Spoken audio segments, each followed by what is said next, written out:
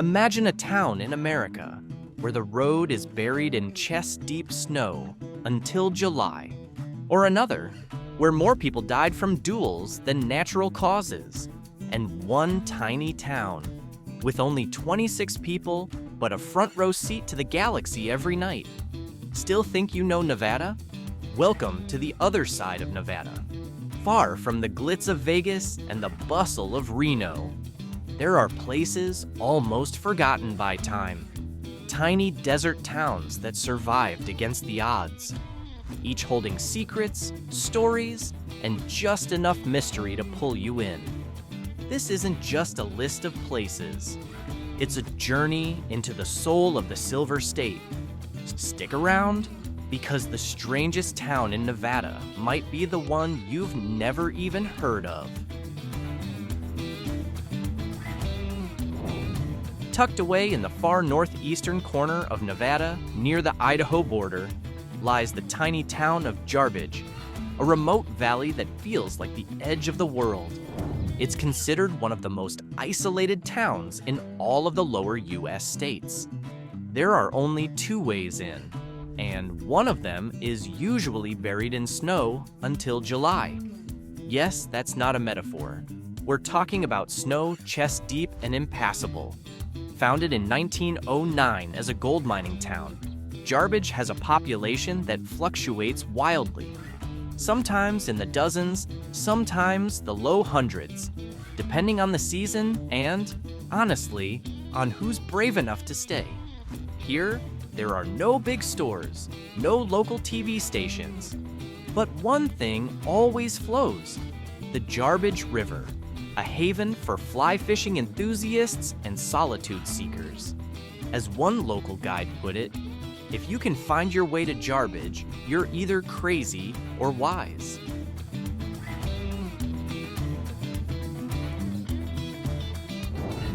About a 4-hour drive from Reno down the dusty stretch of Nevada 447, you'll reach Gerlach, a quiet little town that's mostly forgotten, except for 1 week each year.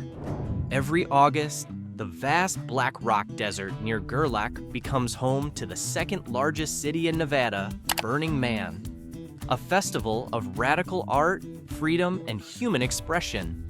Burning Man sets more than just massive sculptures on fire. It burns through the limits of logic and convention. But for the rest of the year, Gerlach returns to its sleepy rhythm. A handful of locals, a few aging buildings, and stories of transformation. As one resident recalled, "Before Burning Man, we had just one mail truck and 2 gas pumps. Now, we have stories for a lifetime."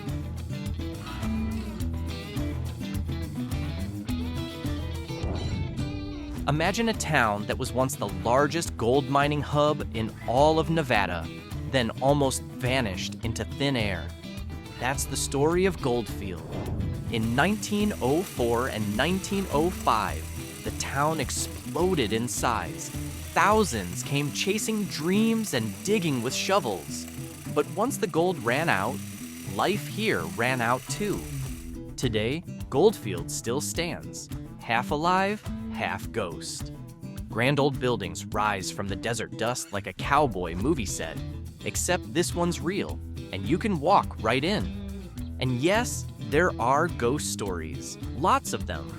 One hotel is said to be the most haunted in Nevada. "Uninvited guests knock on my door at night," says the night watchman, who probably doesn't get much sleep. Now, imagine a town that rose and fell in just 5 years. Rhyolite was founded in 1905, built on gold, and by 1911, it was abandoned. A collapsing mining industry, especially the downfall of the Montgomery Shoshone mine, combined with the panic of 1907, brought it all crashing down. What's left now isn't just rubble, it feels like the stage of another world. There's the famous bottle house, made entirely of glass bottles, and a giant stone head, standing alone in the desert, staring silently at the sky. Rhyolite is a ghost town, but not a dead one. it's still very much alive in the eyes of urban explorers, photographers, and mystery seekers. School, also.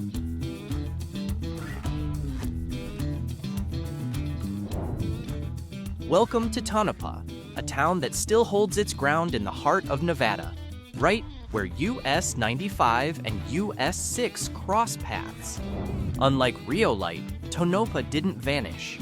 It once flourished as the queen of the silver camps, built on silver mining glory. But today, its appeal is different. Less about silver, more about shadows and stars. The first thing that might get your heart racing here? The infamous Clown Motel, a resting place lined wall to wall with hundreds of clown dolls. If you have coulrophobia, a fear of clowns, this might just be your nightmare. And to make things even creepier, it's located right next to an old miner's cemetery. But Tonopah isn't all about the eerie. It's also one of the best places for astrophotography in the US. Here, the night sky is pitch black and untouched by light pollution. The Milky Way isn't just a name, it's something you can actually see, stretching overhead like a painted canopy.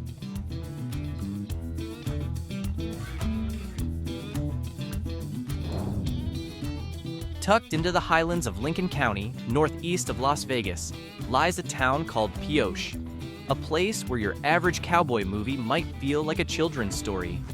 During its silver mining boom, Pioche wasn't famous for its wealth. It was notorious for its violence. Records show that 72 people were killed in duels and murders before the town ever recorded its first natural death. People called the graveyard Boot Hill. And even today, Pioche still carries traces of that wild past. The iconic $1 million courthouse stands proudly downtown. Though its story is steeped in irony, it cost a fortune, but was never fully paid off.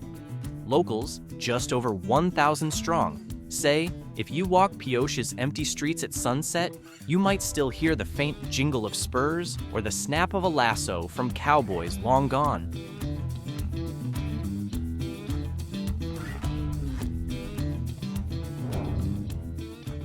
Now we head north, deep into northern Nevada, along Interstate 80, where the town of Winnemucca offers something unexpected.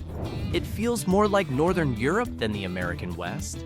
Here, you'll find restaurants named the Martin Hotel and Ormazas, serving up hearty Basque cuisine, stews, crusty bread, and a glass of red wine. That's because Winnemucca is home to one of the largest Basque communities in the US. They came in the 19th century as sheep herders, and their culture still pulses through the town today, especially during the annual Basque festival, filled with accordion music, traditional dancing, and sheephead competitions. Yes, actual sheephead battles. As one local put it, if you haven't had Solomo while hearing someone speak Euskera, you haven't really been to Winnemucca.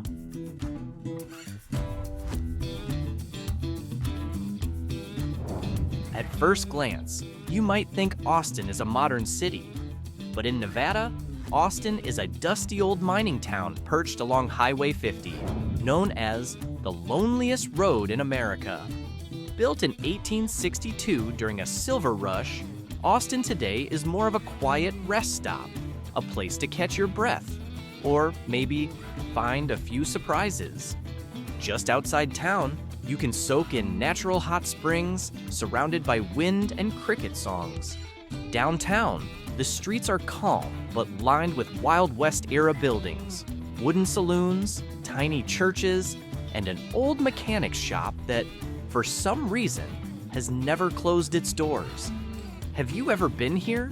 Because in Austin, even silence has a story to tell.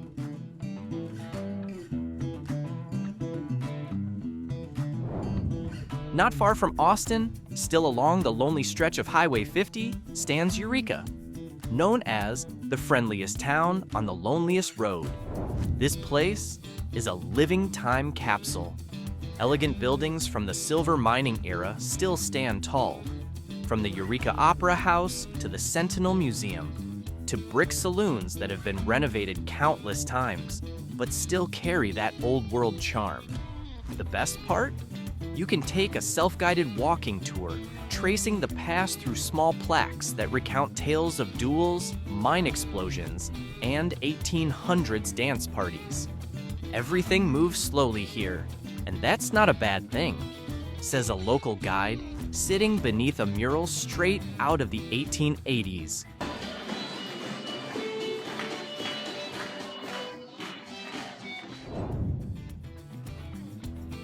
From the friendliest town to one of the most nostalgic, welcome to Ely.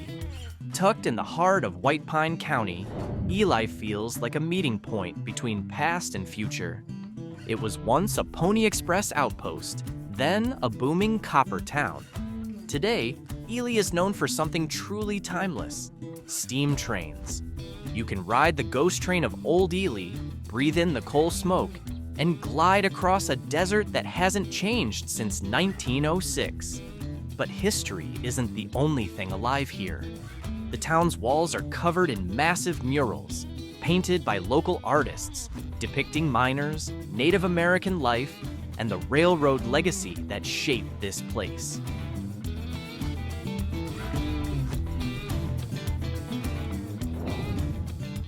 Then there's Caliente. The name may mean hot in Spanish, but the town greets you with cool charm and unique architecture. Known as the City of Roses, this town of around 600 people blossomed from a railroad stop along the Los Angeles Salt Lake City line. The crown jewel is the Caliente Railroad Depot, a mission-style colonial building that rises like an oasis in the Nevada desert. Surrounded by 5 state parks within a 70-mile radius, Caliente is a hidden haven for hikers, canyon explorers, and yes, even Rose Festival goers. As one longtime resident put it, "When I first got here, I thought it was a movie set. Now I know it's home."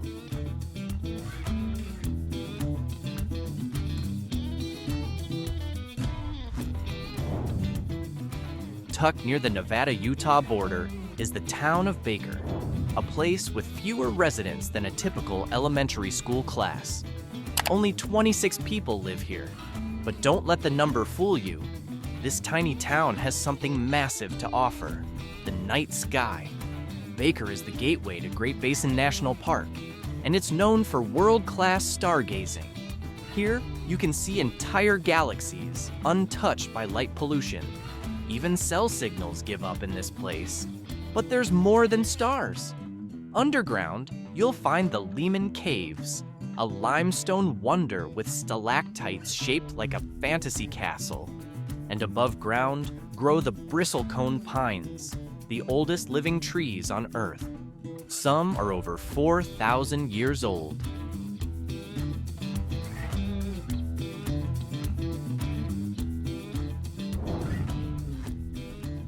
At first glance, Battle Mountain looks like just another pit stop along Interstate 80.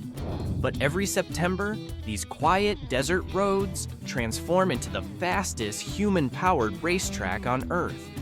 This is the home of the World Human-Powered Speed Challenge, a race where streamlined bikes, powered only by leg strength, can reach speeds of over 140 kilometers per hour, 87 miles per hour. Why here? Because Highway 305 offers a perfectly straight, endless stretch with thin, dry air, ideal for record-breaking speed. Every year, inventors, athletes, and engineers from around the world stay in our little motels, chasing big dreams, says a local diner owner. Though Battle Mountain was born from mining and ranching, today it proves that even the smallest towns can host world-class innovation.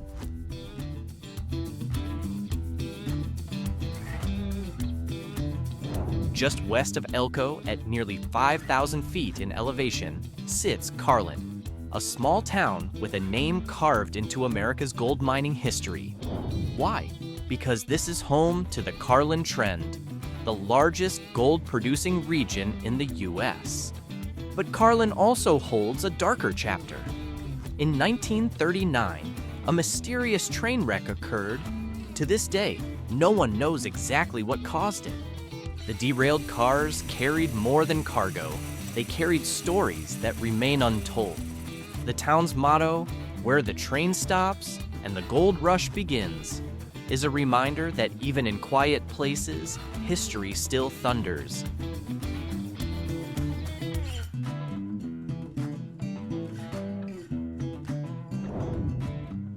And finally, we reach the end of the road, literally. On the border of Nevada and Oregon sits McDermitt, a place where two worlds quietly meet. What do we mean? On one side, remnants of an old silver mining town. On the other, the shared lives of Paiute and Basque communities, side by side on a single dusty main street. With just about 50 residents, McDermitt may seem forgotten, but its stories are deep and alive.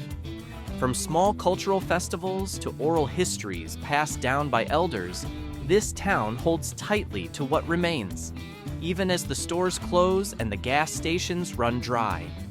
"We don't wait for time to change us," says a Paiute elder on her porch. "We stay and we take care of what's left."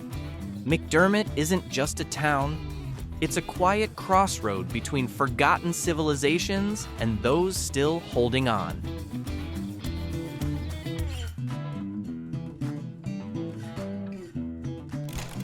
So there you have it, 15 of the most remote, unusual towns in Nevada.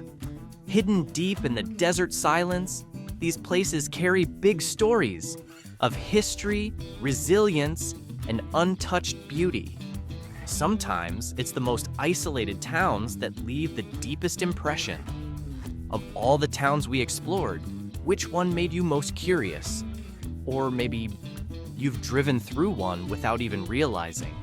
Share your thoughts in the comments below, and don't forget to like, subscribe, and hit that bell so you never miss another journey into America's Forgotten Corners.